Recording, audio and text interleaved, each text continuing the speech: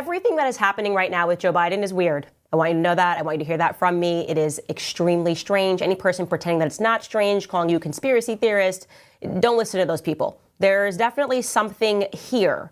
At the very least, we should know that we are being lied to, very much so, lied to, and we don't know who, in fact, is in control of our country. But in his defense, he hasn't been in control of our country since he assumed office. So I think it's just more people are becoming aware of that fact. So let's back this up, because there are a lot of people who legitimately believe that Joe Biden is dead. Not even like he's sick with COVID, missing, not in control, has amnesia, but actually dead. And I'm going to show you how and when those conspiracies began. Let's start with Alex Jones, who made some predictions not too long ago. Take a listen. And I'm not wishing any harm against Biden, let's be clear, because if he dies, that'll have a sympathy effect. Dies of a stroke, they poison him, maybe he dies naturally. I mean, he's a train wreck. Now, on the outside that Biden does not step down, they're going to assassinate him and blame it on a Trump supporter or poison him or something along those lines, but he'll be dead very soon, because they don't have much time to tee up their next candidate. And just like I told you, I believe Biden would be gone by the 21st. We have the clips, and I still think that number is going to hold. And yesterday, he cancels his engagements. He cancels going out. Then he says, I'm sick. And then he says, I have COVID. And if I have an illness, I may drop out of the race. They're already segueing that to do it. I believe Biden will start saying he's sick and that he's going to have to go ahead and drop the nomination because he's too ill. Within days of me saying that, he goes, oh, I'm sick on X, and oh, I can't go out, and I've got COVID and all the rest of this, because he needs the segue out. And he also said yesterday, if this illness gets worse or if I'm sick, I'm going to have to look at dropping out. So I believe whether it's tomorrow or next week, and I said 2 weeks ago, I thought within about 2 weeks he would do it, he's already begun the process of leaving. I predict something very dark happens to President Joe Biden. What I'm seeing is, in effect, something that he's been pulled from power, sacked, as it were, and quite close to the election time. I'm seeing him kind of being removed almost at the last minute, being almost dragged off the stage. I feel him being carried off the stage. I don't know if that's symbolic or actual. Does Biden have any spiritual protection? Does he have any conjurers working for him or his team? Is there any spiritual energy around him? And what's going on? What is he thinking? What is he feeling? I want to know whatever you want to tell me about Biden, child. Biden thought that he had the protection spiritually, at least. Absolutely not. And he knows it, because that's why it said panic. That's why I said he's scared. This is my opinion now. This is just my opinion. I think Biden is a clone. Anyways, so. See it at all. Yeah. I don't see it at all. So I don't know what to say. I have no idea if Biden's dead. Is he soulless? Yeah. Yes, he's not in his body, but is he, quote, dead? I don't know. Well, probably not. I mean, they're going to take him out. Do you guys actually are surprised by this? It's the government. What is the government? So just to slow that down for you, the theory was that Alex was pitching was that they had made a decision that they wanted Joe Biden gone, and they gave him the option to just sort of resign because of everyone demanding that he resigned. You know, the peer pressure campaign. It's time for him to step aside. It's time for him to step aside. George Clooney is writing letters. Everyone is saying he's my friend, but clearly something has happened. He's mentally deteriorating. And they thought that Joe Biden would bite. But of course, we then heard him say, nope, I am still in this race 100%. I don't care about the debate performance. So the idea here is that whoever is actually in control behind the scenes allowed Joe Biden to debate Trump because they knew that he was in full mental decline. They knew how the public would react to seeing him not even able to string together a sentence. And of course, then sent out their Operation Mockingbirds to say, there's panic, essentially forcing Biden out of office, realizing that there was no path forward to him for him to beat Donald J. Trump.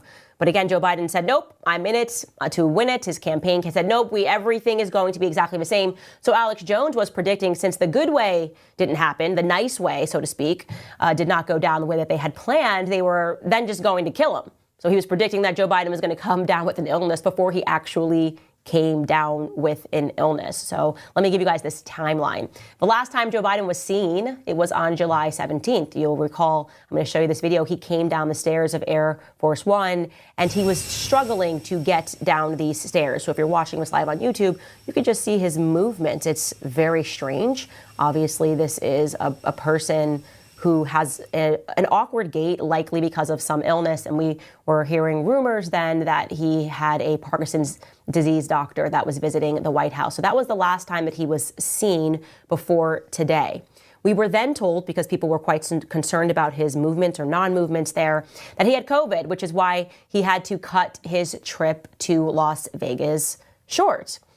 And then suddenly he resigned on Sunday. Now that was an objectively odd resignation. So you imagine these campaigns, like I said, where you have so many people working, these young kids that are not sleeping, everybody's drinking coffee, eating pizza, and they did not know. They found out on Twitter that Joe Biden, the person that they had been working for, had resigned. It's very odd. They were speaking out saying, we had no idea, we didn't hear this from the campaign.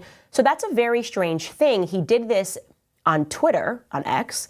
He just dropped the letter and said, I'm suspending my campaign. And you will notice, and here really is where the conspiracy theories began to ramp up, there is no presidential seal on that letter, which leads me to believe that Joe Biden did not actually sign this letter. And of course, there's no way to verify that he did because we're not hearing him speak. Joe Biden's just missing from the equation. A letter is dropped. His campaign is not aware, despite the fact that they had just told us nearly 24 to 48 hours earlier. He said, nope, I'm still running. I'm still running. So what was actually going on in the background?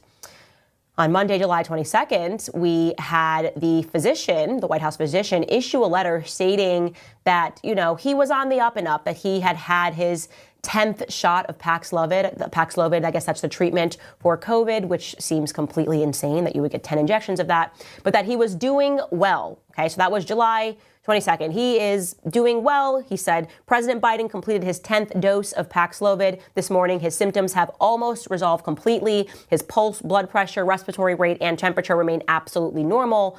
Blah, blah, blah, blah, blah. Okay, great. So obviously we should be able to see Biden. At the very least, he should appear in front of the campaign, which he just suspended, on Twitter and say to everyone, hey, I'm really sorry that I did it this way. I'm not sure why the entire team would allow me to do it this way. Everyone around me, you would think someone would say, hey, that's actually, it's not proper. You should go meet with them and thank them for their time. So because people started asking this question, suddenly on that same day on July 22nd, he called into campaign headquarters so that he could address people via telephone. Again, this is via telephone, not in person. Obviously, we live in the age where someone could have easily had him on Skype, could have put him on FaceTime so he could say hello if you're concerned about COVID spreading. But nope, it was just a phone call. I'm going to let you listen to a little bit of that phone call, and I will tell you what is odd about it. Take a listen. But this COVID keep me out of people's hair for the next 3 or 4 days. But I'm going to be on the road. And I'm not going anywhere. I'm going to win this thing. Help me get this nomination. We can get out of this. Help me win the nomination. So he's confirming that they were all surprised by this news, that he decided to just do this in a tweet without his presidential seal. But also, we know that we live in the age where you can create these AI recordings. On my last show, I showed you guys how I could create a recording and I could be any person that I wanted, because there is now the AI technology where all you have to do is record a soundbite of them, and then you could just force the AI to say whatever you want that person to say in an AI voice. And it's very scary. There's a lot of scam calls going on because people are pretending to be relatives and using AI technology to get people to acquiesce to giving their credit card details because they think that their loved one is in trouble. So this is just not convincing. And as if it weren't convincing enough, Kamala Harris then gets on stage and has a gaffe, because that's what it's always called whenever they do it. It's a gaffe. And as she's speaking with Joe Biden, as I'm about to show you, rather than saying that he's on a call, she says, or almost says, that he is on a recording. So take a listen.